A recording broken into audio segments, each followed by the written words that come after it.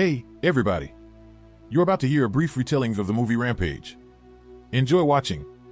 Through genetic editing, scientists were able to heal incurable diseases in 1993 thanks to the discovery of a new technique called CRISPR.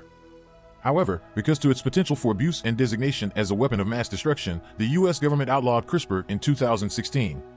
Today, the crew of the space station Athena-1 is dead and completely destroyed, with the exception of Carrie, who is requesting assistance from the control room. Carrie needs to get the mutagen samples, though, or her employer won't let her open the escape capsule's hatch. Carrie, scared but determined to live, makes her way through the wreck and collects the 3 samples, but sadly, the enemy spots her. It appears that a botched experiment produced a gigantic mutant rat that went insane and is now pursuing Carrie. The astronaut dashes off, swerving to avoid the flames and debris as quickly as she can, and she enters the escape capsule just in time to avoid being caught by the rat. Carrie departs and witnesses the station blow up, but regrettably, the rat's destructive behavior has also damaged the capsule, causing it to blow up and killing Carrie as the fragments fall to Earth. At some point afterwards, primatologist Davis takes his buddy Nelson and 2 new workers to see the gorilla cage at San Diego Wildlife Sanctuary. In order to diffuse Pavo's aggressive behavior, which is upsetting the female members, Davis used sign language. When George, Davis's closest buddy, arrives at that very moment, Pavo becomes hostile once more due to the presence of another male gorilla. Pavo chases after an employee who attempts to flee after becoming frightened and pushes him to the ground. But George intervenes and drives Pavo away before anything significant occurs. After it's finished, Davis and George crack a lot of jokes at each other using sign language, and Davis tells George that Pavo has to be safeguarded too now that he's family. George gives Davis the finger first as he tries to offer him a fist bump. When one of the staff members approaches Davis to ask him out later, he declines, and Nelson makes fun of him for thinking that animals are more important than people. The 3 mutagen canisters that Carrie managed to rescue arrive on Earth later that evening. George gets sprayed by one that landed in the sanctuary. A wolf finds the second one when it lands in the forest, and a crocodile swallows the third after it falls into the river. When Davis arrives at the sanctuary the next day, Nelson informs him of some unfavorable news. George is acting very aggressively and broke into the grizzly enclosure, killing a bear. Davis finds that the gorilla has also been injured by the bear when he visits George. The most shocking thing is that George has become considerably larger. He feels dejected and apologizes for his error. After looking into the region, Davis's team decided to preserve the canister for future study after discovering it. Upon reviewing George's blood work later, he concludes that it is inexplicable because there is a fatal dose of growth hormone present, which should have resulted in his instant death. Nelson believes that George ought to be put down, but Davis won't budge until they find out more. Brett and Claire, siblings, are fighting in the meantime. Brett is enraged about all the money they lost when the station blew up because their firm, Energyne, is the one doing the mutagen research. Claire is pleased with the outcome, though, as the mutant rat provides proof that the Project Rampage experiment is effective. She is also hopeful about the future since Burke and his private military team are hired to retrieve one of the containers, which is constructed to resist re-entry, according to a report from the Meteor Society. When Burke's group gets to the forest, they find that all of the wolves have been slain and that the canister has been destroyed and empty. They report these findings to Claire. After seeing that the wolf is changing, she gives Burke the order to apprehend the creature. While in the city, Kate checks the news and finds out about George's bear attack as well as the Athena-1 catastrophe. As a former Energyne scientist, she quickly deduces the situation and heads to the sanctuary, informing Davis that the canister he discovered is a sample she created. Davis is apprehensive about Kate, but Kate explains all of George's symptoms to show that she is the genuine deal and the only one who can heal George. It comes out that George's quick growth and increased aggression are the result of the mutagen modifying his DNA by combining it with the DNA of other creatures. George suddenly loses his temper and begins beating the cage till he breaks it and gets out. Then he starts to surge through the sanctuary, causing mayhem among the visitors and even smashing automobiles with his fists. As soon as the cops come, they prepare to shoot him, but Davis intervenes and uses sign language to help George relax. The police down their weapons, but a sniper in a helicopter misses the memo and uses tranquilizer darts to take George out. Ralph, the mutant wolf, is discovered by Burke and his group when they are out in the wilderness. From the helicopter, they are able to shoot him down, and after landing, they search for the corpse. A few troops become alarmed when they discover a large paw print on the ground in place of the body, though. Shortly after, Ralph launches an unexpected attack and starts murdering each soldier individually. Ralph has gained an extremely thick skin from the earlier shot, so the bullets just irritate him as he tries to protect himself with his weaponry and the helicopter's machine gun.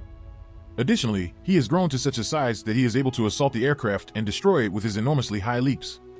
Burke, the lone survivor, tries to battle the wolf once more on the ground, but Ralph eats him up with ease.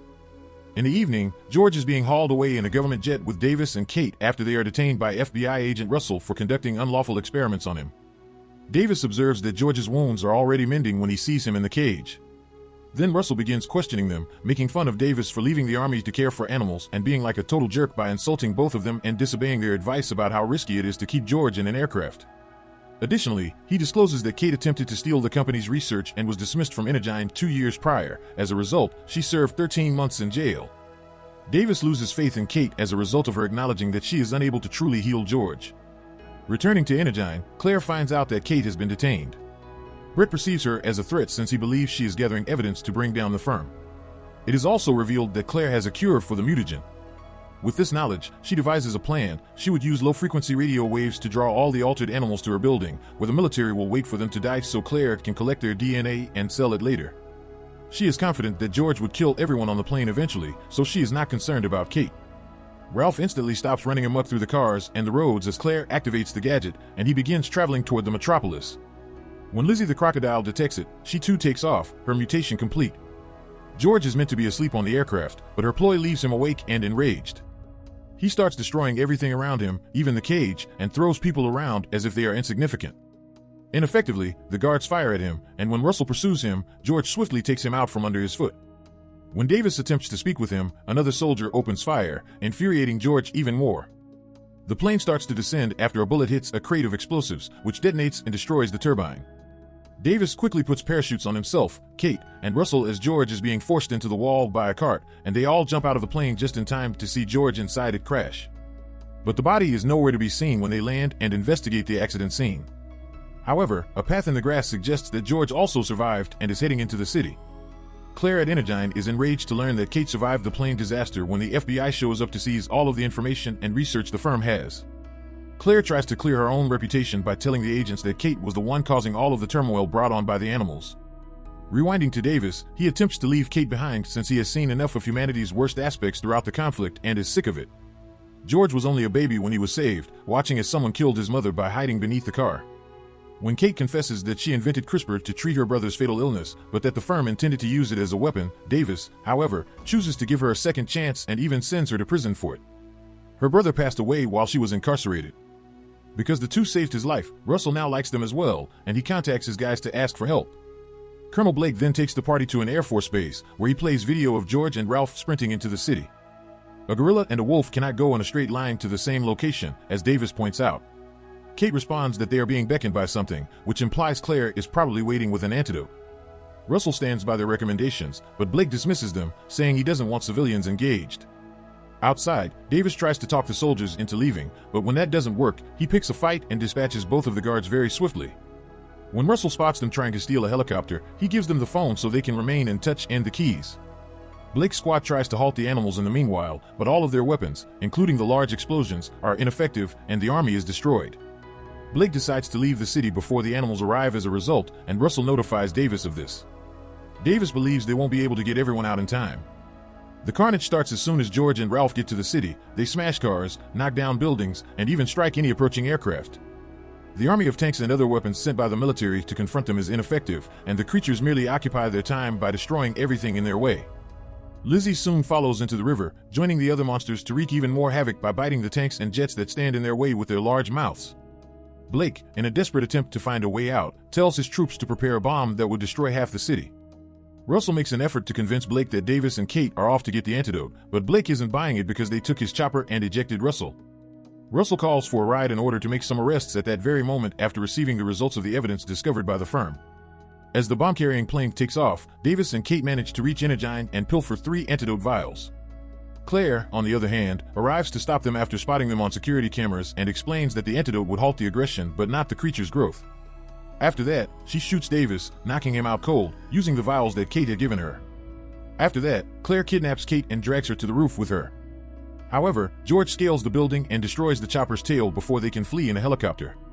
Kate is also on the verge of death from this, but just in time, Davis returns and seizes her, explaining that the bullet missed any important organs. Kate says she was able to rescue one of the vials, so at least they can save George, even if George goes on to smash the antenna that is delivering the signal. As Davis calls for his buddy, Kate seizes the opportunity to put the antidote in her bag and punches Claire as she tries to approach the pair once again. George steps up and takes Kate, consuming her and obtaining the counterdote in the process. Brett is attempting to flee through the stairs in the meantime, bringing the remaining computer and a lab rat with him so he may resume his business later. When he runs into Russell on the ground level, the agent takes his belongings from him in return for letting him leave rather than making an arrest. But as soon as Brett steps outdoors, falling debris crushes him. George begins to calm down as a result of the antidote, while outside, Ralph and Lizzie engage in the demolition of the structure. Just before the building collapses, Davis and Kate grab the damaged chopper, which causes it to fall to the ground but also enables the two of them to live. Davis then observes that George is at last feeling better and that many civilians are still present. When Davis sees that Lizzie and Ralph are fighting, he urges Kate to go fetch Russell and he gets ready to fight alongside George. The animals tumble about and strike one another viciously, but Lizzie ends up killing Ralph by biting his neck. Now as George and Lizzie are facing off, Davis launches a belt of explosives toward Lizzie's back since it appears like George is having trouble winning. Sadly, Lizzie has become quite strong, and the explosives barely cause any harm. George is thrown against the building by Lizzie, who swiftly recovers, and a steel rod punctures the gorilla's chest. The crocodile is then diverted by Davis, who utilizes as many weapons as he can take from the aircraft while Lizzie attempts to get closer to end him. Lizzie takes it as a sign and starts chasing Davis, nearly murdering him. But before the struggle can finish, George grabs the steel bar and leaps into the air, stabbing Lizzie in the eyes. Russell phones Blake to relay the news after Kate informs him about the antidote. After deciding to halt the airstrike operation after noticing the casualties on the displays, Blake comes to the conclusion that George is not in danger. Regretfully, George collapses following his victory, forcing Davis to pause and warn his closest companion. However, as he's ready to depart, Davis observes a twitch and understands that George is only playing a practical joke on him. Before Davis, the gorilla gives him the finger, and they both give each other a fist bump. Finding a location to put George is now Davis's next task.